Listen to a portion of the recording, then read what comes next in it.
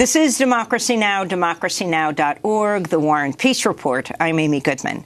A shocking new report finds at least a third of the Himalayan ice cap will melt by the end of the century due to climate change, even if the world's most ambitious environmental reforms are implemented. The report released Monday by the Hindu Kush Himalaya Assessment is the culmination of half a decade's work by over 200 scientists with an additional 125 experts peer-reviewing their work. It warns rising temperatures in the Himalayas could lead to mass population displacements, as well as catastrophic food and water insecurity. The glaciers are a vital water source for the 250 million people who live in the Hindu Kush Himalaya range, which spans from Afghanistan to Burma. The region's home to the most ice in the world after Antarctica and the Arctic. And over 1.5 billion people depend on the rivers that flow from the Himalayan peaks. We turn now to the world-renowned environmental leader and ecologist who was born in Doon Valley in the Himalayan foothills, Dr. Vandana Shiva. She's an Indian scholar and physicist, as well as a food sovereignty and seed freedom advocate. Dr. Shiva is also an alternative globalization author who's written more than 20 books. Her latest, Oneness versus the 1%, and Who Really Feeds the World. She founded Navdanya, 9 Seeds, a movement promoting diversity and use of native seeds. In 1993, Dr. Shiva was recipient of the Alternative Nobel Peace Prize, the Right Livelihood Award. Vandana Shiva, welcome back to Democracy Now! My joy to be with you again. It's great to have you with us. The title of this book, Oneness versus the 1%. Explain. Well, oneness is the recognition that, A, we are part of one planet and we are one humanity.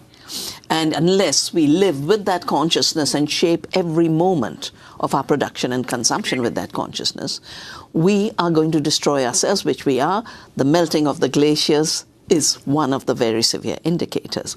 The 1%, of course, is the symbol of the concentration of wealth under the rules of the neoliberal economies that are basically, on the one hand, turning every natural resource into a war zone.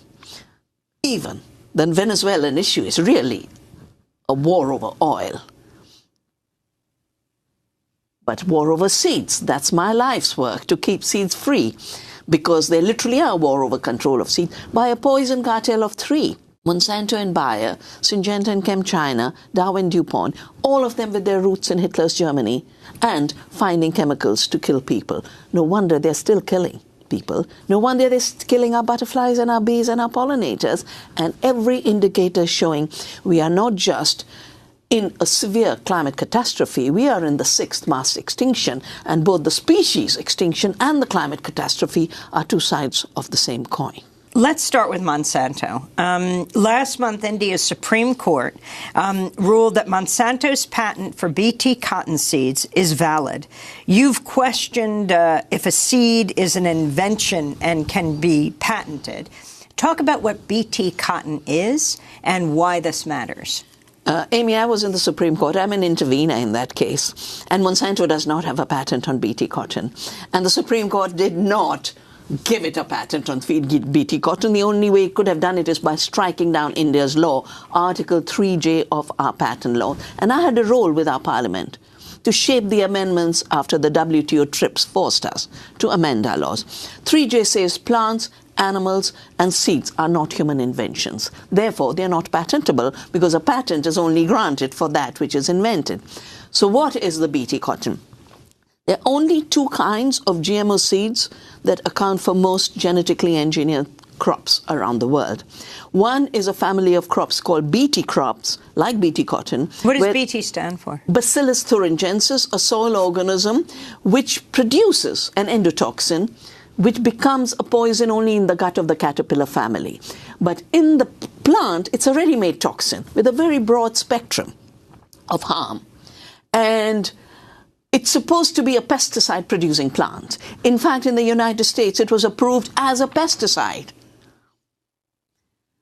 As a pesticide-producing plant, every cell of the plant is releasing a toxin at very high levels, supposed to control the bollworm pest. The bollworm has become resistant, which is in the nature of evolution. Life evolves to overcome threats. And the Bt does not, BT cotton seed does not have a patent for the simple reason our laws don't allow it. Monsanto was illegally collecting royalties via Indian seed companies because they couldn't do what they did in this country, which is sign licensing agreements directly with the farmers. In India, they signed the licensing agreements with the companies with the lie that they had a patent. They cited the US patent, but India is a sovereign country and patent laws are sovereign laws. When they wanted to extract more royalties and the price of seed jumped 80,000%, this is the main reason why the suicide belt of India, where now 310,000 Indian farmers have committed suicide, it overlaps largely with the cotton belt. And 99% of the cotton seed is controlled by Monsanto. We have an antitrust case in the Indian Competition Commission saying 99% seed is a prima facie monopoly. 80,000% jump in seed, and it doesn't work to control the pests. Farmers got into debt. That's the driver for farmers' suicide. When the Indian companies said, we can't keep paying, our farmers are dying, we can't extract more royalties, Monsanto sued them using patent law, infringement. That's when I was involved. I was called to intervene in the High Court, and then I intervened in the Supreme Court. The attempt of Monsanto was to knock down India's law. They failed. It's the control over media, and that's why it's so important to have democracy now, Amy, because the media is so totally in the hands of the poison cartel. They lied about what happened in the Supreme Court that day. They lost. No, the Supreme Court said, you go back to trial. It's between two of you. It's not an issue of us knocking down the law. They wanted to declare the genetically engineered BT as a chemical for which they wanted a product patent, which means wherever it would have existed, no matter where, it would have been their property, and the existence of BT in the seed would have been an infringement of their patent. They totally lost with their agenda. And the only way Monsanto has functioned anywhere in the world, whether it be Brazil or Argentina or in their attempt in India, is illegally. They are not just trying to shape law when they don't get their way. They changed the WTO system by saying, we are the patient, diagnostician, physician, all in one. We have to prevent farmers from saving seeds. That's what shaped my life. That's why for 31 years I've been saving seeds and started Navdani. And I want to gift you, Amy, our love for the seed, because when the suicides in the cotton belt started, till then I was saving crop seeds, food crop seeds. I went down and said, I'm going to start a cotton seed bank. It took a long time. We retrieved native cottons. We multiplied it. Farmers grow organic cotton. In the villages where the farmers are growing organic cotton, BT cotton has come down 60%. And then we work with the Gandhi Ashram. It's 150 years of Gandhi's birth anniversary, and non-violence was his dedication. This is a non-violent scarf, hand-spun, hand-woven, hand-printed, with indigo, which was also at one time. Indigo. The dye. You know, we used to have slave conditions for growing indigo, and Gandhi led the first satyagraha. The non-cooperation said we would rather die than grow indigo. And that's what triggered so much of the freedom movement. That's with love to you, for democracy, for all life on earth democracy. And this is being made by women in central India. The central India is called Vidarbha. It is the place where Gandhi moved to create his final ashram, to create a totally democratic society. And for him, democracy began with economic democracy. You've got to produce what you need. That's why he pulled out the spinning wheel. And for me, the seed is today's spinning wheel. Talk about Bayer. Well, Bayer, everyone thinks they began starting with aspirin. They began for Hitler's Germany, making Xylon B, the gas that was used to kill millions in the concentration camps. They were part of RG Farben. RG Farben was the cartel that was tried at Nuremberg. One of Bayer's inventions is heroin. Heroin. And it was called heroin because it made you feel like a hero. One future program you could do, Amy, is how the devastation of our societies, how the destruction of the economy of Mexico has created the drug trade, how the devastation of rural America, as well as the unemployment in the industrial belt, has created the opiate crisis. How Punjab, the land of the Green Revolution, 75% youth are now drug addicts. So Bayer bought out Monsanto. So Monsanto today is Bayer. And it's a German company.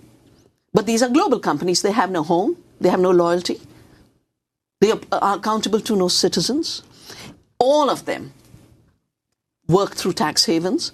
If you know, I think it's, which is the place in America that's a tax haven where all of the companies are registered? Delaware, including Monsanto. So Monsanto was bought out by Bayer for the simple reason that they wanted to erase the name of Monsanto, which has become such a dirty name. But when I did this book, Oneness versus the 1%, I wanted to really figure out, what are the stocks, what are the ownerships. That's when I realized that the majority stocks in all the corporations that rule our world are owned by the investment funds, which is where the billionaires stock their money. The biggest, BlackRock, the second biggest, Vanguard, they were nothing till the 2008 Wall Street disaster. Last year, BlackRock was $6 trillion. $6 trillion. They lost 30%. With one case of Monsanto's Roundup Ready causing cancer, it's a Californian case of Dwayne Johnson, and the jury ruled that Roundup Ready is the pesticide. Roundup is the herbicide that kills everything, but it has been known by the World Health Organization to be a carcinogen. Monsanto attacked the World Health Organization like they attack me, like they attack anybody who speaks the truth and does good science. But a Californian jury has ruled. And the day the ruling came, Bayer lost 35%. So when people feel, oh, these guys are too powerful, I say, they're just three. We are 300 million species. We're 7 billion people. We are more. And secondly, they are a bubble that has exploded with fictions of financial multiplication, with rent collections. Basically, Monsanto and Bayer are nothing but rent collectors. They are the lifelords of today, like feudalism had the landlords. They do no work. They do nothing. They don't breed seed. They make poison and they collect rents. I think we need a better world in terms of how we grow our food. So, chapter 2 of your book, The Money Machine of the 1%, there you're talking about these hedge funds, these large corporations.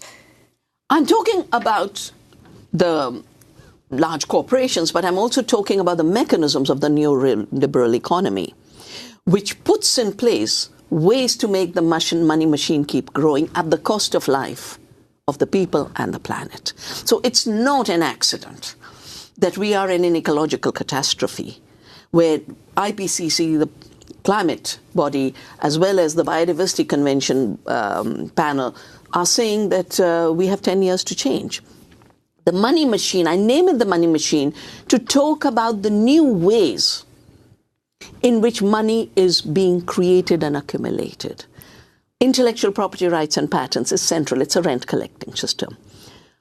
Not paying taxes is a second. Look at Amazon wanting to come to New York. It destroyed India's systems. It's destroyed India's taxation systems for its own facility. And now... How? Well, they got the government to create one uniform tax and to all be paid on digital, on computers. A little corner store in a little town cannot do it. They get wiped out overnight. And meantime, the reason Bezos became richer than Bill Gates is because of India, and he's acknowledged it. Explain that further. Well, by changing the taxation systems. How did he change it? By putting influence on the government of India, because just like there's a federal structure in America and your taxation system in Massachusetts is different from the taxation system of Oregon is different from the taxation system in New York, they made it one uniform GST. Before that, Bill Gates, and I have a story in there, how Bill Gates and the other IT industry worked to get cash banned. They called it the war on cash.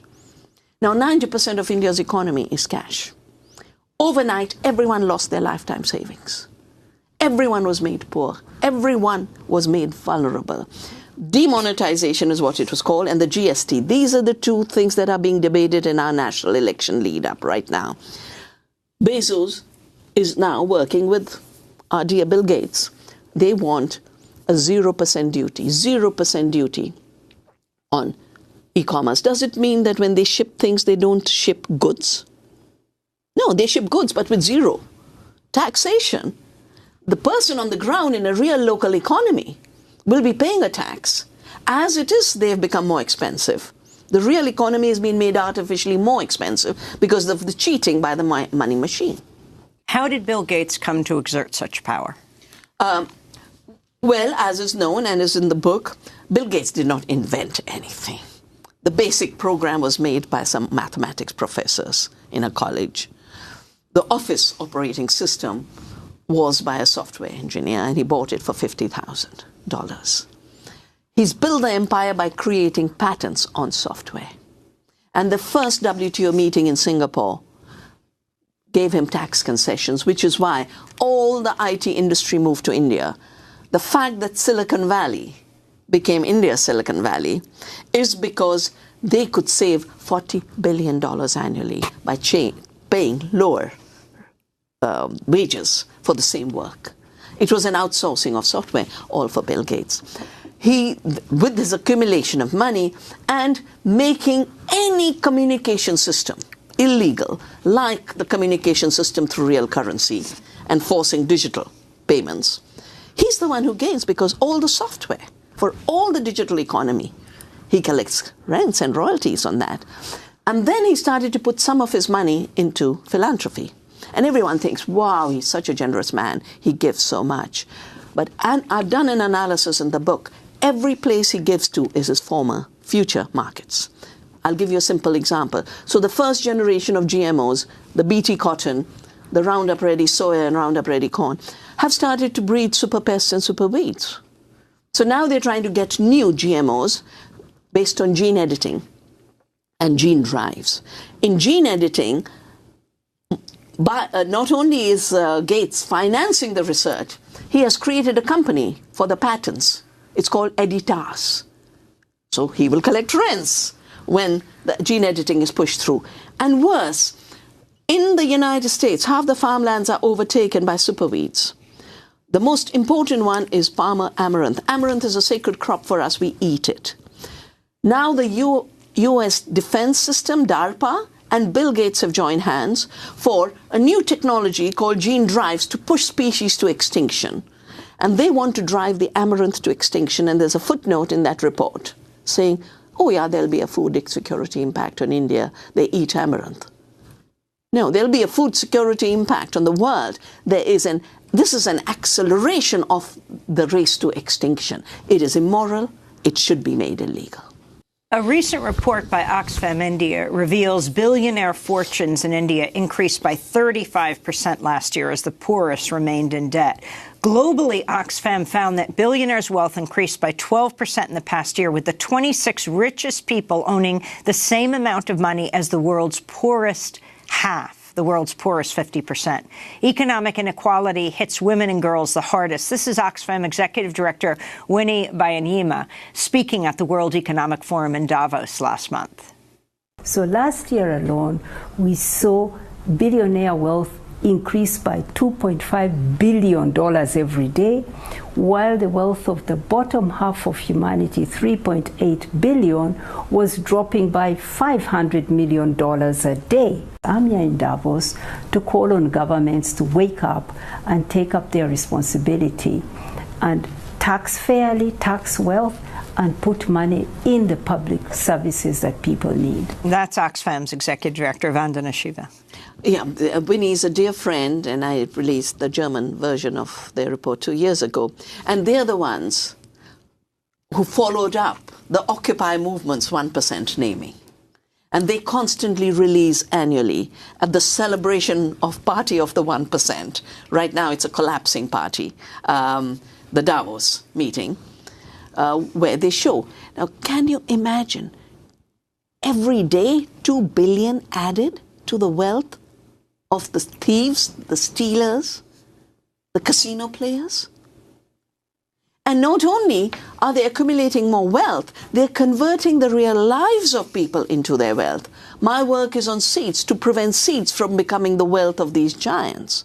And Bill Gates has a very big role in pushing GMOs in Africa and through the Alliance for the Green Revolution in Africa, pushing patents on seeds against the laws, the sovereign laws that countries like India have created. But they are privatizing water. He is part of geoengineering, the extremely false solution to the climate crisis, the melting of glaciers. And I remember in 2009, we did a study on the third pole, on the Himalayan ecosystems, the impact on climate change. And all the pressure was put by the polluters to say, deny that the glaciers are melting, deny. Our government flipped overnight to say they're not melting. Actually, they're increasing.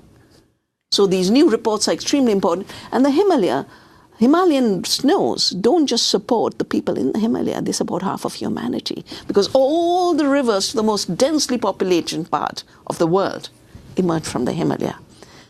And the consequences of this are huge. But the most important thing is, those women in Ladakh with whom I work, the Women's Alliance, they don't use 1 drop of oil or 1 ounce of gas.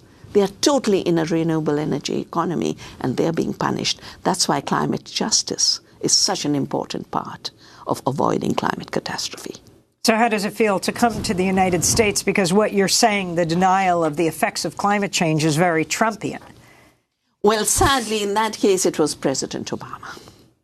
Because he flew into Singapore to tell the governments, stop pushing for legally binding emissions. He flew into Copenhagen after having received the Nobel Peace Prize and called the 5 worst polluters, India, China included now, and said, let's get rid of the legally binding convention. And that's why Paris is merely an agreement. It's not the legally binding UN Framework Convention with emissions that were legally binding. And it was in the middle of the negotiations. He announced we've come to an agreement. And that's when Evo Morales, the president of Bolivia, got up and said, we were here to fight for the rights of Mother Earth. We weren't here for the rights of polluters. And all of us are negotiating inside the hall. 5 people get together and say, we've come to an agreement to destroy the earth. That's why he worked on the rights of Mother Earth and called many of us to become the drafting team for the draft declaration, Universal Draft Declaration on the Rights of Mother Earth, which is available for people. And the work on the movement for the rights of nature has grown out of that, out of the failure of Copenhagen. So you're talking about 10 years ago, in 2009, 10 years ago, yes, when President Obama flew into Copenhagen at the UN Climate Summit. Which is the tragedy these days, that the 1% money machine has become so powerful that it actually controls the political machine in a very big way. And we know the elections of the US was Facebook handing over to Cambridge Analytica the technology angle, and you got the first artificial intelligence president based on algorithms of hate. Hate for women, hate for blacks, hate for Muslims, hate for migrants. Now, you can't run democracy on the hate machine. And you can't run democracy by the hate machine being fueled through the divide and rule policy of the 1% to destroy our oneness, our solidarity, our recognition that we are one humanity and can be strong when we fight for the rights of the planet and for our basic rights to food and water and livelihoods and justice and democracy. You are famous for describing corporate control, challenging corporate control, but then also coming up with alternative systems, what you call food democracy. Explain. Yeah. So we've just done a book on biodiversity, agroecology, and regenerative organic agriculture, which is 31 years of our practice and research, because I can't see thinking separate from action. We find we can feed 2 times India's population, 2 times India's population, by conserving biodiversity, providing more nutrition per acre. The more biodiverse the system and organic systems produce more nutrition. Farmers earn 10 times more by not spending precious money on chemicals and big machines. And the Monsantos and the Bayers of the world are imagining an agriculture without farmers, farming without farmers, farming with drones, farming with spymen in the tractors, farming with robots, farming with intelligent and artificial intelligence. They're talking about digital agriculture where you don't need people. But that means no one to care for the land, because agriculture means care for the land. We need the Green New Deal, which is such an amazing discussion in this country. And the Green New Deal has to be to put more people on the land, just like during the Dust Bowl and the Depression. Hands healed the Dust Bowl. We need hands to heal the planet. We have solutions to climate change, because it's only through taking the excess carbon and the excess nitrogen out of the air can we heal the broken nitrogen cycle and the carbon cycle. Ecological farming, biodiverse intensive farming does that. And we only need to add 2%. And 10 years, we can solve the climate crisis. With 0.5% organic matter, we can get rid of the drought. Explain exactly what you mean to the non-farmer audience. So, the basic problem of climate change is that the planetary boundaries have been ruptured. There's a limit of cycling of carbon, of nitrogen, and other minerals and elements. By taking fossil fuels out from underground and burning them at a very high speed, 600 million years of nature's work, 20 million years being burnt every year, we're putting too much carbon dioxide into the atmosphere, which is why we have climate change. We use some of this fossil fuel to then make nitrogen fertilizers, which emits a nitrous oxide, which is 300 times more deadly for the climate. You get rid of chemicals, you get rid of fossil fuels, and you start doing organic. All that excess carbon can be pulled back by the plants and put back in the soil, which is why I wrote the book, Soil Not Oil. When you put nitrogen-fixing plants, the pulses, everyone's now talking of plant-based diets, proteins from plants. We did it in India forever with our lovely dal, our pulses.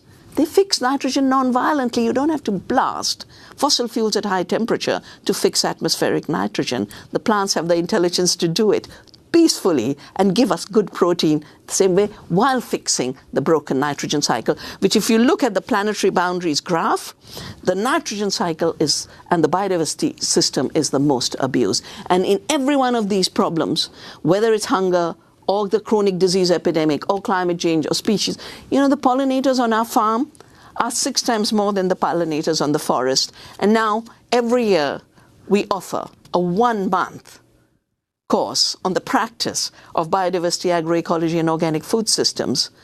Everywhere, the world is being healed with a lot of solidarity, a lot of oneness between ourselves and the web of life, and a reclaiming of our intelligence. Intelligence will never be artificial. Real intelligence is what makes us live. Life is intelligence. Intelligence is democracy. Vandana Shiva is an Indian scholar, environmental activist, food sovereignty and seed freedom advocate, and alternative globalization leader and author. She's written more than 20 books. Her latest, Oneness versus the 1%, and Who Really Feeds the World. This is Democracy Now! I'm Amy Goodman. Thanks for joining us.